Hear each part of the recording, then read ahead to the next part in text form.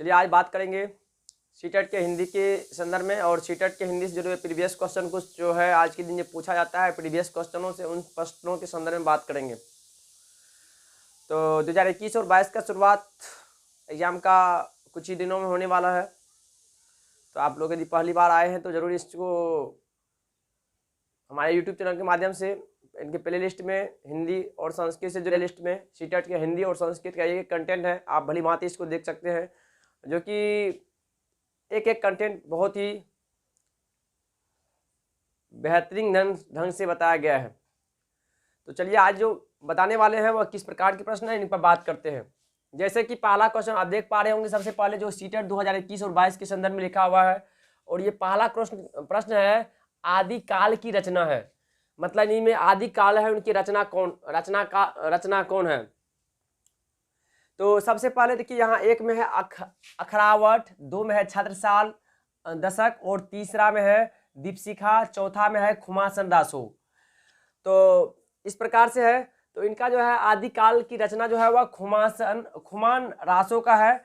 और खुमान रासो का जो है रचना जो है किसने किया है, तो खुमान रासो का जो है रचना जो है दलपति विजय ने किया है। किसने किया है, तो इसका जो रचना है दलपति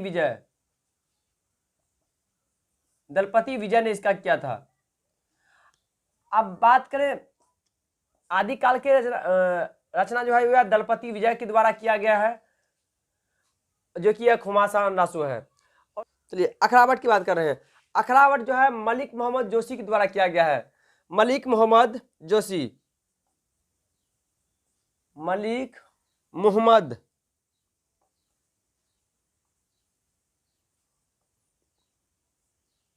जैसी, ये जो है अखरावट जो है मलिक मोहम्मद जोशी के द्वारा लिखा गया है।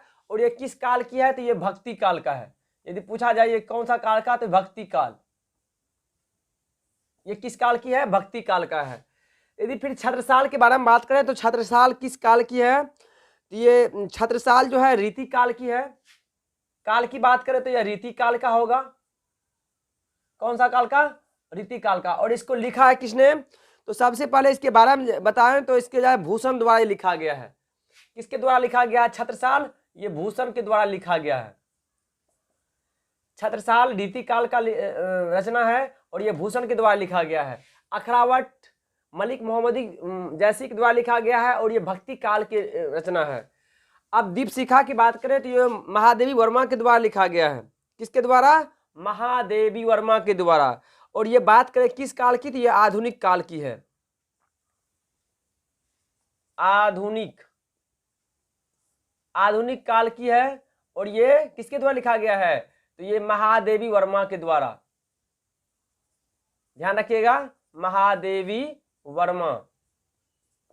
मतलब दीपशिखा जो है महादेवी वर्मा के द्वारा लिखा गया है। और काल की बात करें तो ये आधुनिक काल, ये हो गया आदि काल, ये हो गया रीति काल, ये हो गया अखरावट हो गया, मतलब अखरावट हो गया भक्ति काल।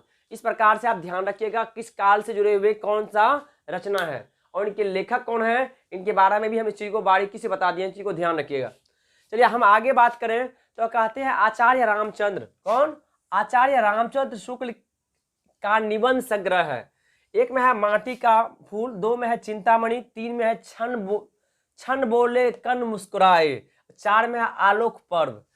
तो आचार्य रामचंद्र के द्वारा लिखा गया निबंध है, इनके बारे में बात करें तो इसके द्वारा लिखा गया निबंध जो है वह चिंतामणि है। और ये चिंतामणि का जो बात करें तो ये एक निबंध संग्रह है और उनके 3 भागों में संकलन किया गया है, जिसमें कि भय, क्रोध, ईर्ष्या, घृणा, उत्साह, श्रद्धापूर्ण, इन सभी चीजों के बारे में इन्होंने इस निबंध के माध्यम से बताया है। चलिए इसका बिल्कुल सही है।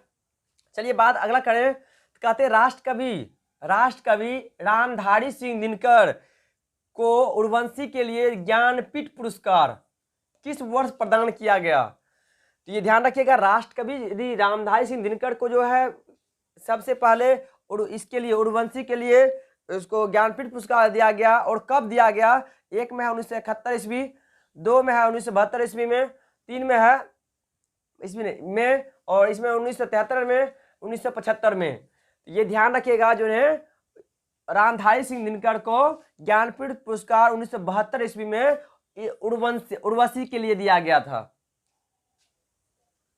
ज्ञानपीठ पुरस्कार उर्वशी के लिए 1972 ईस्वी में दिया गया था। चलिए आगे बात करें, आगे बात करें तो कहते हैं आनंद कादम्बिनी पत्रिका का प्रकाशन कहाँ से होता है। ये आनंद कादम्बिनी पत्रिका जो है इसका प्रकाशन कहाँ से होता है, इनके बारे में बात करें तो ये आनंद कादम्बिनी 1 में है बनारस, 2 में है मिर्जापुर, 3 में है लखनऊ, 4 में है पटना। तो आदम कादम्बिनी जो पत्रिका है ये मिर्जापुर से प्रकाशित होता है और इनके जो है ये जो है बद्रीनाथ के द्वारा, किसके द्वारा, तो बद्रीनाथ के द्वारा, बद्री नारायण चौधरी के द्वारा जो है प्रकाशित किया जाता था। कहाँ से, मिर्जापुर से, ये ध्यान रखिएगा।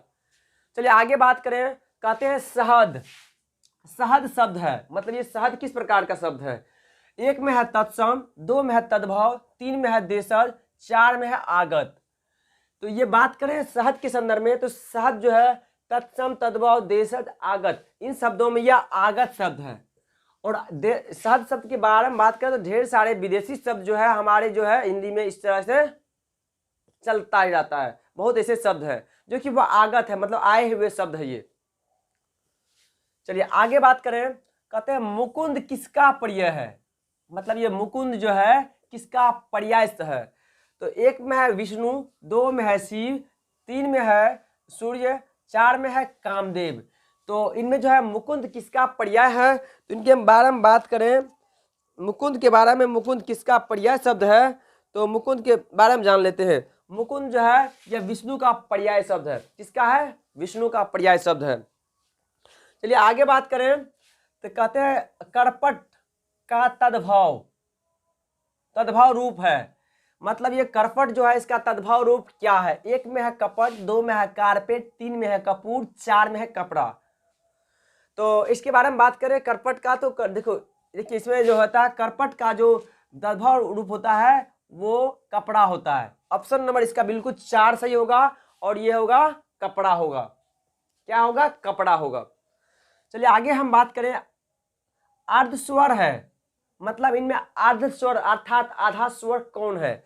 1 में है यो और वो, 2 में है हर्षई और दुर्गाऊ, 3 में है री और लरी और 4 में री और मूर्धन स्वर। तो इनमें जो आधा स्वर की बात करें ये पूर्ण स्वर है, पूर्ण स्वर है, ये पूर्ण स्वर है, पूर्ण स्वर है, पूर्ण स्वर है और ये मात्र इसमें आए हुए अर्ध स्वर है। लेकिन इनमें जो है ऑप्शन नंबर 1 जो होता है ये दोनों का दोनों अर्ध स्वर है, अर्थात आधा व्यंजन और आधा स्वर का है। इस प्रकार से इन वर्णों का अपने आप में पूर्ण है।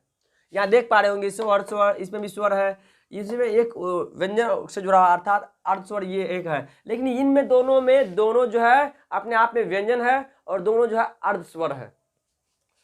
इसका ऑप्शन नंबर ए। चलिए आगे हम बात करें तो कहते हैं छत से ईंट गिरी। किससे, छत से ईंट गिरी। वाक में कौन सा कारक है, मतलब छत से, मतलब ये छत है और उससे ऊपर से ईंट गिर गई, ये इनके साथ आए हुए से है, अर्थात इनमें कौन सा अपादान कारक, संबंध कारक, अधिकरण कारक, संप्रदान कारक, इन 4 में कौन सा होगा। देखिए यदि अभी तक कारक के संदर्भ में आप सबों को किसी को भी कंफ्यूजन हो तो जरूर हमारे यूट्यूब चैनल जा करके प्ले लिस्ट में कारक से संदर्भ में हिंदी के सीटेट के रूप में दिया हुआ है, उनमें आप जा करके कर्ता, कर्म, क्रम, संप्रदान, अपादान, संबंध, अधिकरण, संबोधन सभी का एक एक चिन्ह के माध्यम से बताया हुआ है। इसी को आप भली भांति जान सकते हैं। तो यहाँ देखिए छत से जब ईंट गिरती है तो मतलब ऊपर से छोड़ करके नीचे आ रही है। कहाँ रही है, ऊपर से नीचे, अर्थात एक स्थान को छोड़कर दूसरे स्थान ग्रहण कर रही है। तो ये होता है अलगाववाद के अर्थ में, तो अलग हो रहा है एक जगह से, ये होगा ऑप्शन नंबर ए होगा जो कि अपादान कारक का रूप होगा। क्या होगा, अपादान कारक होगा।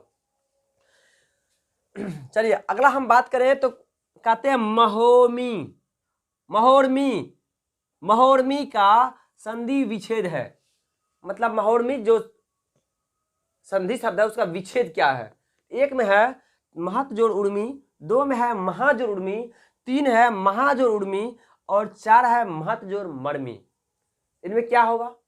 अब यहाँ पर एक बार इसका विच्छेद कर लेते हैं, वाकई में ऐसा है या नहीं। तो इसको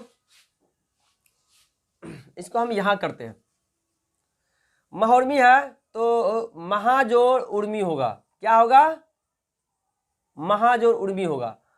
अब महाजोड़ उर्मी इसमें किस में है? देखिए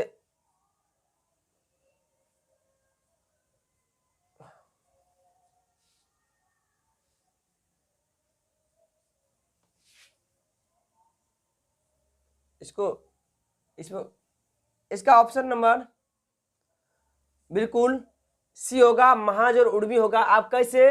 तो याद देखिए, आ इसके साथ है, इसके साथ हर्षो है, ये दोनों आपस में मिलता है तो ये औकार का रूप धारण होता है, जो कि औकार का रूप यहाँ पर दिख रहा है।